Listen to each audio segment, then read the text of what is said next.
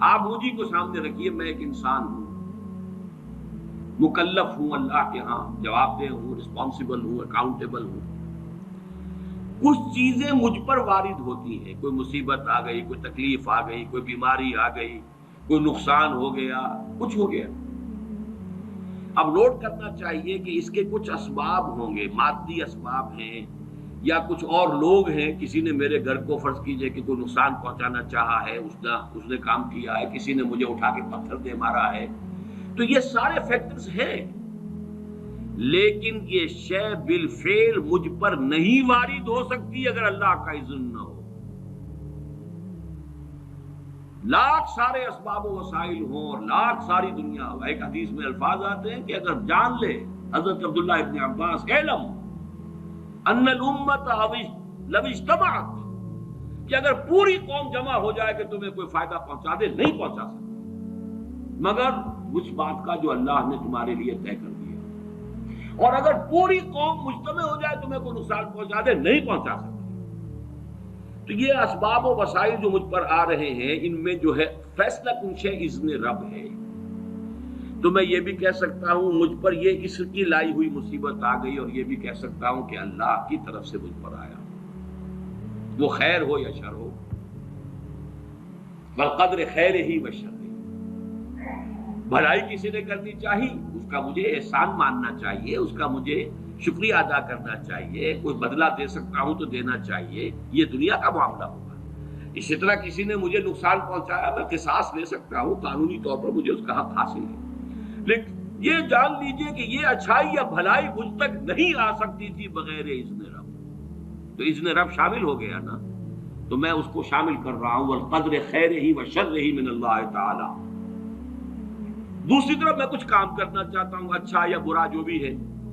یا کوئی میرا منصوبہ ہے بہت بڑا، اب اس میں ایک تو میرا ارادہ ہے جو میرے اندر سے نکلا، ہزارہا عناصر ہوں گے کہ جو اس کے اندر انوالوڈ ہوں گے، بہت سے مادی وسائل اس کے لیے درکار ہوں گے، اسباب نہ ہو جمع تو یہ کیسے کام شروع ہو سکتا ہے؟ اسباب کرے جمع، خدا ہی کا یہ کام،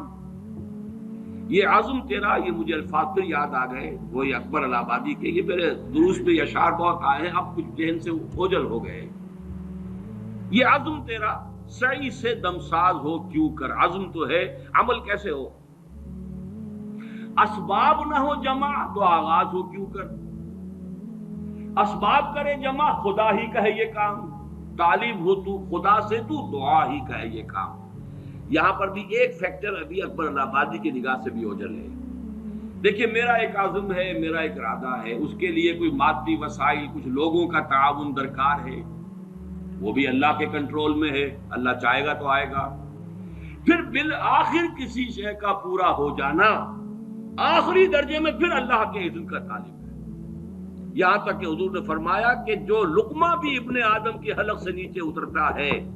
اب وہ سارا آپ نے اس کے لیے کمائی کی، محنت کی، وہ کھانا پک گیا، آپ کی اہلیہ نے پکا لیا گھر پہ، اب یہ لقمہ اتر رہا ہے، اس وقت بھی اللہ سے اذن چاہتا ہے کہ میں اس کے حق میں غذا کا کام دوں یا زہر بن کر لڑ دوں۔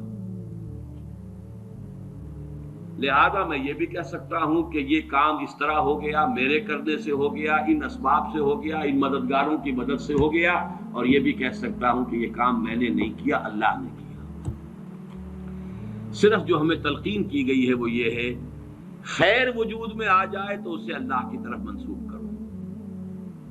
الحمدللہ الذی ہدانا لہذا وما کنا لنہتدی لولا ان ہدانا اللہ، قل حمد، قل شکر، قل تعریف اس اللہ کی ہے جس نے ہمیں ہدایت عطا فرمائی، ہم ہرگز ہدایت نہ پا سکتے اگر اللہ ہمیں ہدایت نہ دے۔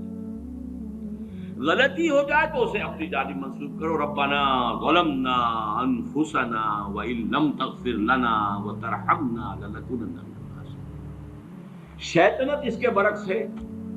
خیر ہے تو میری، میں نے کی، اور شر ہے تو اللہ تو نے کروایا۔ فبما اغویتنی، اے اللہ تو نے جو مجھے اغوا کیا ہے، تو اب میں ثابت کر کے رہوں گا کہ یہ آدم